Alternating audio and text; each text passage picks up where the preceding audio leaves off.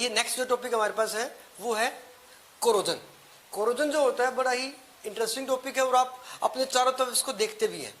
आपने देखा होगा कि जो आयरन मेटल है कुछ समय के बाद उसके ऊपर एक रेडिश ब्राउन कलर का सब्सटेंस जमा हो जाता है, वो जो होता है वो उसका ऑक्साइड है और जिसकी वजह से मेटल धीरे धीरे खत्म हो जाती है। ऐसे ही कॉपर जो मेटल है उसके ऊपर एक ग्रीन कलर का सब्सटेंस जमा हो जाता है, वो होता है कार्बोनेट। अपने घरों के अंदर तांबे के बर्तन देखे होंगे, तांबे का लोटा देखा होगा, उस लोटे के अंदर अगर आप देखते हो काफी समय के बाद एक ग्रीन कलर का सब्सटेंस जमा हो जाता है। वो क्या है?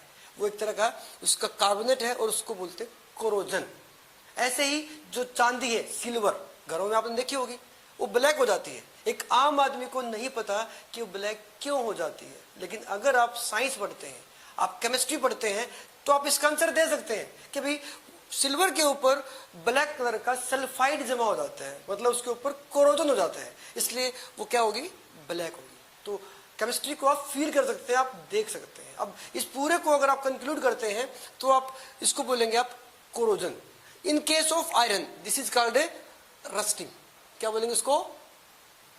रस्टिंग बोल देते हैं। अब अगर आप इसकी डेफिनेशन लिखते हैं, द प्रोसेस ऑफ डिटीरियोरेशन या बोल सकते हो damage of metal by reacting with atmospheric gases. Atmospheric gases देखिए कौन कौन से हो सकते हैं? जैसे आपका CO2 हो सकती है, यहाँ पे मॉइस्चर हो सकता है, या इसमें कोई एसिड हो सकता है। Is called corrosion. Is called corrosion. बड़ा ही इंपॉर्टेंट टॉपिक है और सिंपल सा प्रोडक्ट है। आप इसको समझ के याद करेंगे, रट्टा नहीं मारेंगे इसको। तो ये आपके पास क्या है? कोरोजन। और अगर कोई आपसे पूछता है रस्टिंग क्या होती है, rusting in case of iron it is called rusting. इसी वजह से जो बिल्डिंग है बड़ी बड़ी लोहे के जो खिड़की है या फिर और कोई लोहे का सामान है, वो धीरे धीरे क्या हो जाता है? खराब हो जाता है, डैमेज हो जाता है बिकॉज ऑफ कोरोजन। तो याद रखना, केमिस्ट्री आपको चारों तरफ दिखाई देती है। किसकी वजह से हो रहा है? कोरोजन की वजह से हो रहा है, आपको याद रहेगा। अब नेक्स्ट जो टॉपिक है इसी से संबंधित देखिए, वो है रेंसिडिटी।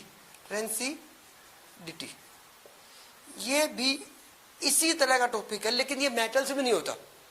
ये कहां होता है? जैसे आपके पास ऑयली फूड प्रोडक्ट्स, जैसे आपके पास क्या होता है?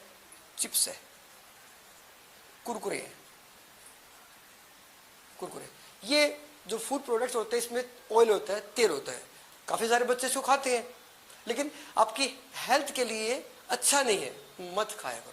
लेकिन अगर आप केमिस्ट्री की बात करते हैं तो याद रखना, अगर वो चिप्स का पैकेट बंद है तो खराब नहीं होता है, और अगर आप उसको खोल के छोड़ देते हैं तो कुछ समय के बाद उसमें एक स्मेल आनी शुरू हो जाती है। वो क्या बोलते हैं? उसको क्या बोलते हैं? हम उसको बोलते हैं रेंसिडिटी। ऐसा क्यों हुआ? क्योंकि जो चिप्स प्रोडक्ट्स हैं वो क्या करते हैं? हवा के साथ, हवा में जो ऑक्सीजन है उससे रिएक्शन कर लेते हैं और उसका क्या हो जाता है? ऑक्सीडेशन, जिसकी वजह से फाउल स्मेल आ जाती है। इसको बोलते हैं आप रेंसिडिटी। तो उसको आप डिफाइन कर सकते हैं, the process of aerial oxidation of food products containing oils which result in evolution of foul smell is called rancidity. क्या बोलते हैं इसको? हम रेंसिडिटी बोल देते हैं। बड़ा ही इंपॉर्टेंट टॉपिक है, याद रखना आपको।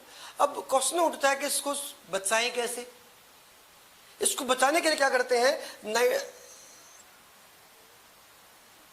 कुरकुरे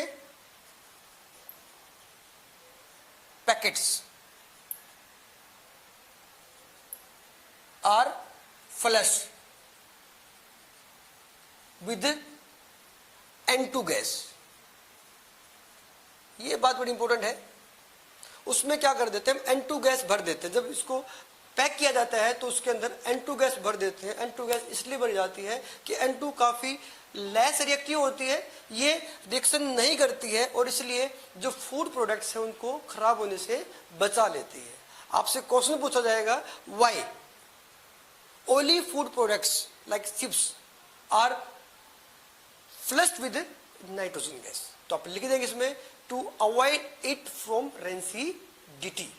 तो दोनों बड़े ही इंपॉर्टेंट टॉपिक है। यहां पर भी ऑक्सीडेशन हो रहा है और यहां पर भी ऑक्सीडेशन हो रहा है, तो यहां पर आपका मेटल्स आएगी और यहां पर आपके फूड प्रोडक्ट्स आएंगे।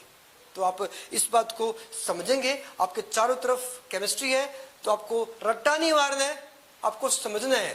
आपके कुरकुरे के पैकेट्स का आप खाते हैं, जब भी आप सोचना कि यहां पर कौन सी गैस भरी गई है, N2 गैस भरी गई है। तो study with me and enjoy. Thank you.